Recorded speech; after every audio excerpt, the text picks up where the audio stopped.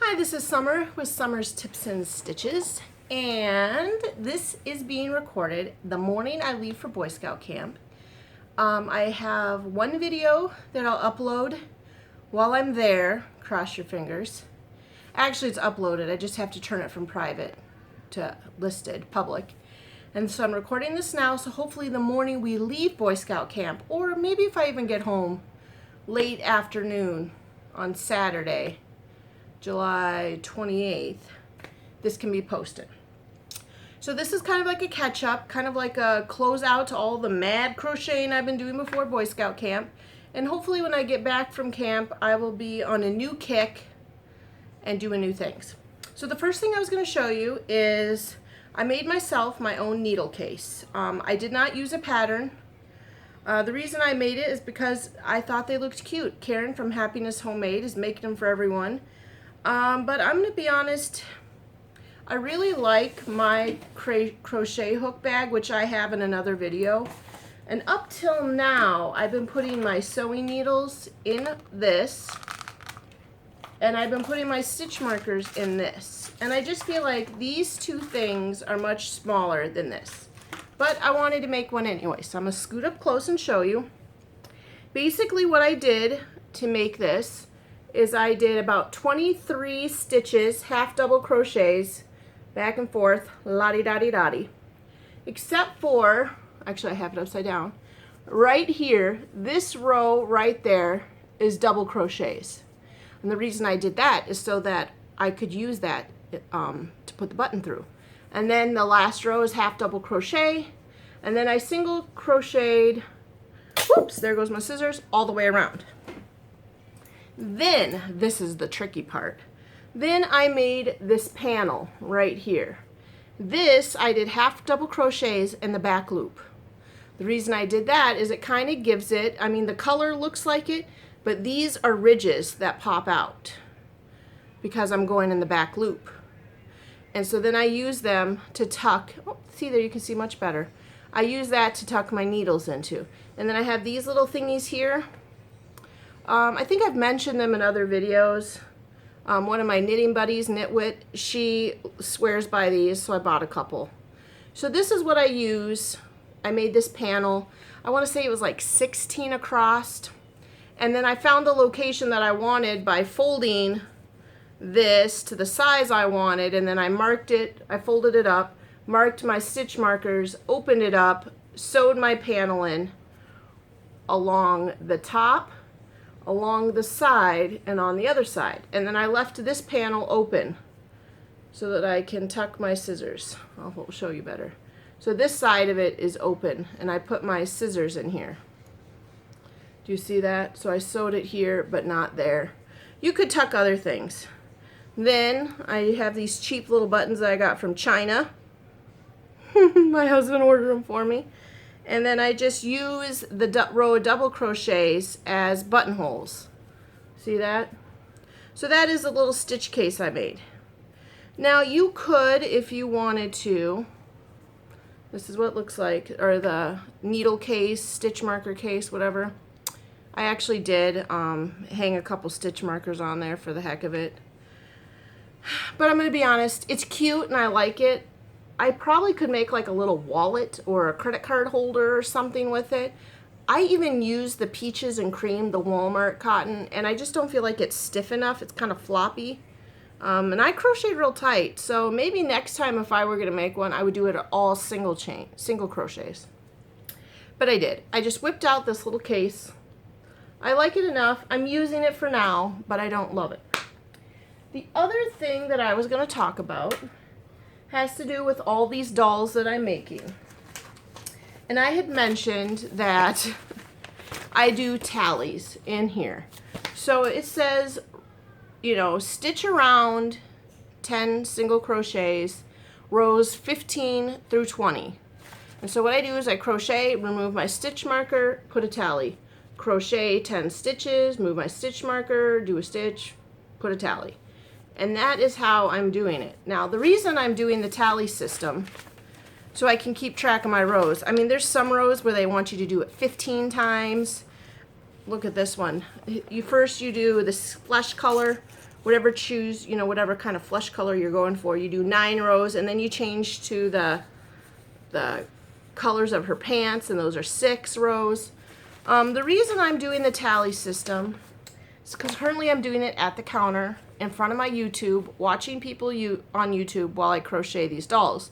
So it's very easy for me to take my stitch marker out, do that stitch, take a pen, do a tally. But I do have a stitch counter, a tally counter.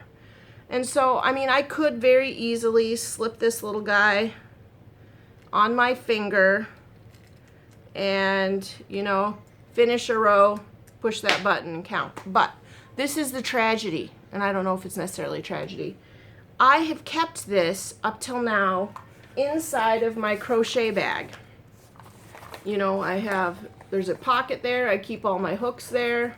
I do have a detailed video about this bag because I love it. But down in there is just like the pit of notions. And living in there, the tally counter has ran out of battery. Because I'm sure shuffling it around, it keeps getting bumped. And tallying stitches and rows, even though it's not being used, every time I walk around with it, and the battery's dead. Now, I'm sure I could just go to the store and buy a new battery, but it just kind of frustrated me. So I either, one, need to find a little thing to put it in so that it's not constantly getting bumped, or until then, I'm just using the tally on a piece of paper. And for now, that works. So that was kind of 2 things in one. I think Karen Happiness Homemade was like, why aren't you using your tally counter? I saw you had it in your video. But that's why. The battery's dead. And so until then, I'm doing the tallies on there.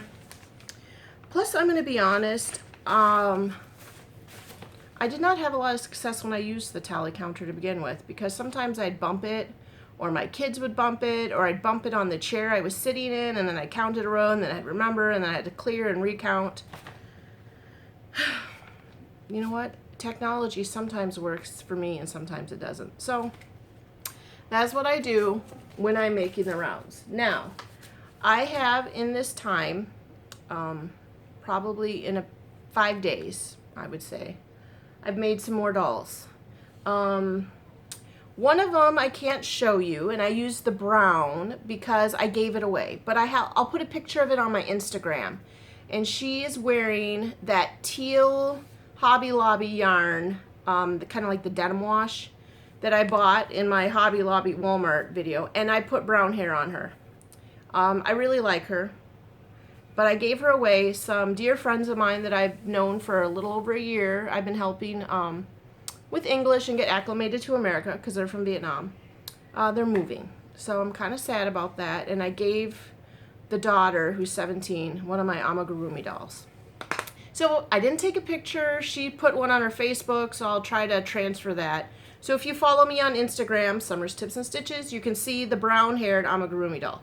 But until then, I have made 2 of the Friendly Red Fox's bunnies.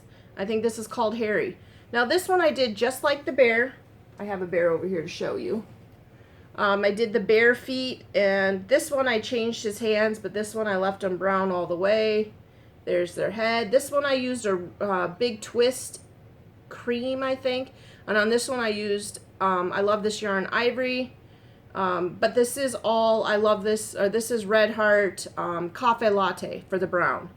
So these are, now my son hates this one because he's got the droopy head. And this one here's got the roller and the... So the ears are actually really easy to make. It's the same pattern for the Friendly Bear, or Friendly Berry, but you just make Harry's ears. So these are those. This is like the first bear I ever made, hence the real floppy neck. And so I made this bunny, and then I made one in blue. Now for this guy, I did not make the Friendly Berry's feet. And why is because when I started making this, I lost my mind and started making the Friendly Molly doll. So it has the Friendly Molly's doll feet and body. And then I was like, gosh, I have so many of these Friendly Molly dolls. I need to make something else. Because remember, I have this craft thing coming up in October. And I wanted to have more than just girl dolls. I wanted to have some bunnies and bears, you know, for girls that don't like dolls and for boys.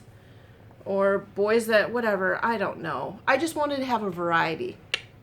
So I changed partway through. I made the Friendly Berries arms, and then I made the Friendly Berry hat and head to go on it. So they really are quite interchangeable. I think if you just looked at this guy, you wouldn't know that he's half Friendly Molly and half Friendly Berry. Isn't that nice? So that's, I mean, if you hold him up to the other guy, you can see that he's got the different feet. But they're cute. So I've got two of these bunnies now. Then this is going to be my portion of tips. This is the Friendly Molly doll, and I made some changes to her so that she would look like a ballerina. Now, my first problem is Caron Simply Soft does not have a color that I like for the flesh, for a white girl's flesh. Quite frankly, I don't think they have a brown girl's flesh either. So I had to use the Hobby Lobby's Ivory. Now, as you can see, she's got Hobby Lobby's Ivory legs. Then I switched to Caron Simply Soft Pink for her tutu. And I described this in another video, how I do the tutu, and I'll get back to that in a minute. And then I switched to white. It's supposed to be like a yellow Hobby Lobby, or a yellow t-shirt, and I made that with Caron Simply Soft. The rest of her arms, again, are the Hobby Lobby Ivory. Her head's the Ivory, and her head is the Caron Simply Soft. And then I did the curls the way the girl said, and then I tied them up. Now, the thing is Caron Simply Soft stitches up smaller than I Love This Yarn or Red Heart. And anybody who uses the two knows that Caron Simply Soft is just a little smaller, even though it's a worsted weight. Just a little bit. Not as small as a mandala, not as small as the mandala cakes, but just a little smaller. And so I think her body kind of looks out of proportion. Her head's enormous, her body's small, and then her feet and her arms are a little big. And you can see this girl was made out of all Hobby Lobby's I Love This Yarn. Well, except her hair is a Caron Simply Soft. So as you can see, there definitely is a size difference. So I'm going to say I don't recommend mixing the two. Either go, you can mix Red Heart and I Love This Yarn. You can mix the two of those, and you can still do Caron Simply Soft for the hair, but the bulk of the body has to be in the same, because you see how different the sizes are. Her legs look a little big, and then she gets small. But you know what? I think all in all, she's still cute. The perfectionist in me can just see that her body is smaller than her arms and her legs and her head. So these are the two blonde ones. I think before I completely quit my amigurumi kick here, I'm going to have to make a couple brown-haired. So I'll have two bunnies, two blonde girls, and two brown-haired girls. And I think that will just be a relax. I'm going to come back and just relax from the dolls. So the other thing I did is, instead of doing the half double crochet straps, I did a chain because I wanted this to look like a ballerina leotard. So I sewed it here, transferred it to the back, sewed it, crossed it, and then came to the front. Now, to do the tutu, all it is a shell in the front loop. So when I get to this row, when I get to the first, where I do my first row of tutu here, I'll get a little closer. What I do is, in the front loop, I do a shell. And it's the kind, you can do any shell you want, but the one that I do is the one that I think she's like a crocheting monkey. I don't know, her blog's like Crochet Monkey or something like that. Anyway, it's the same one that she uses for the Never Ending Flower. The same pattern idea. So I do a single chain, a half double crochet in one stitch. The next stitch I do 2 double crochets in a stitch. The third stitch I do a half double crochet and a single crochet. So that it's a 3 stitch pattern where I do 2 in each stitches, and then between each I slip stitch. And that's all done in the front loop. So I go all the way around. Then I go in the back loop. So it still counts as one row, and I single crochet all the way around. Then the next row, I did the same thing. In the front loop, I did the shell to make the tutu. And then when I got all the way back around, in the back loop, I did my single crochet. And I think that just gives it a little bit of separation between those. And I just think she looks like she's got a tutu on. So that is what I did. Now, I don't feel like legally I can write this up as a pattern because it is all based off the Friendly Molly doll, which is the Friendly Red Fox's patterns. But I feel like you can make these changes when you make your dolls your own, you know, just to make it look like a little variety. So I did. And you know what? Maybe Friendly Red Fox, if you like this, if you actually watch my videos and you like this tutu doll, go ahead, slip it in one of the dolls, and then call it the Friendly Summer doll. But anyway, that is the tutu, the ballerina. I think I'm going to do one of these in brown, or with a brown hair doll, and I'm going to do it in all. I love this yarn. It's going to be a purple tutu, and maybe a pink shirt. That will be the brown haired one. So that is my amigurumi doll kick. That is really all I think I'm going to talk about in this video. I talked about my stitch counter issue, I talked about my amigurumis, and my little needle case. And that's it. Now I just got to go upstairs, finish up the last few seconds of packing, and take my middle child, he's right here. He's not in the camera though, he's hiding. Take my middle child, there he is, to Boy Scout camp, which is going to be a great bonding time. I totally love the other Girl Scout moms. They totally rock. We have a really great time. This is our second year going together. And I love spending time with my son. I don't enjoy swimming in the lake. I don't enjoy the hiking. I don't enjoy the dirt. But I like being with him. And this year they said there's going to be a lot of downtime because he's a wee below 1 this year. So he's going to a new camp. And they said, bring some games. And I'm thinking, forget the games. I'm bringing some crochet. Which I'm sure the second you all heard that I had downtime, you knew I was going to be packing my crochet with me. And that is what I'm going to do. I will sit next to them while they play games. You know what? I'm going to talk about this now. A lot of people I see in the Facebook groups always ask, I'm going to a family event. Sorry, I did not mean to use that mocking tone. I'm going to a family event. Is it okay if I bring my crochet? And this is what I say. I bring my crochet wherever I go. One, I find it to be a conversation starter. We're like, oh, you crochet? That's so nice. I'll have strangers at the doctor's office, at school events, everywhere. I literally bring it everywhere. I keep it in a little naughty bag. Now I'm using my crafter bag, and I bring it everywhere. I do not think it's rude. Now, do I crochet in church? No. Would I crochet at a funeral? No. Unless it's one of my crafting buddies from my knit group, I would crochet at their funeral because they would love it and they can crochet at mine or knit at mine. But I bring it everywhere. I think it's perfectly acceptable.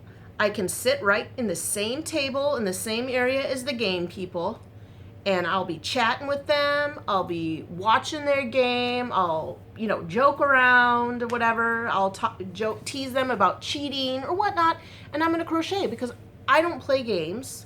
I do not have an imagination, but I crochet.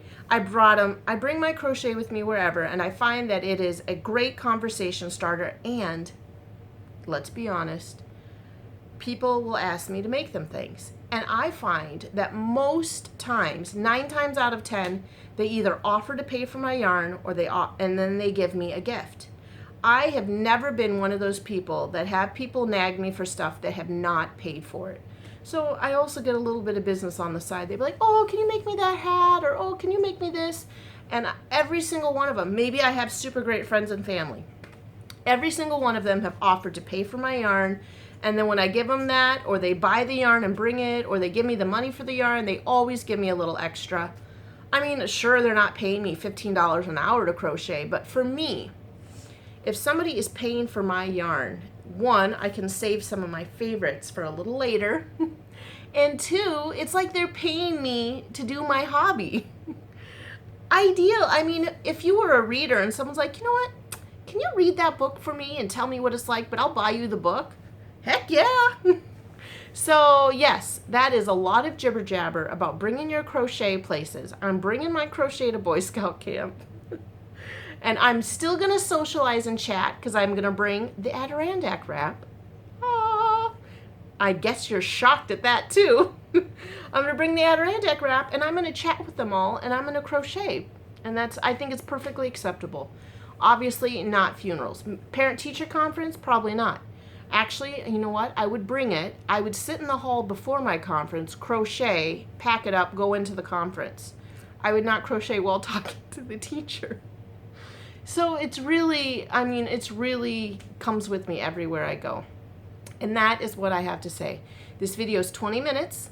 I hopefully will load this up, have it all ready for y'all on Saturday the 28th. But until then, while I'm out hiking in the woods, swimming with nature, but hanging out with my best buddy Jer, I'll be at Boy Scout camp. And until then, I hope you all are happy crafters. Bye.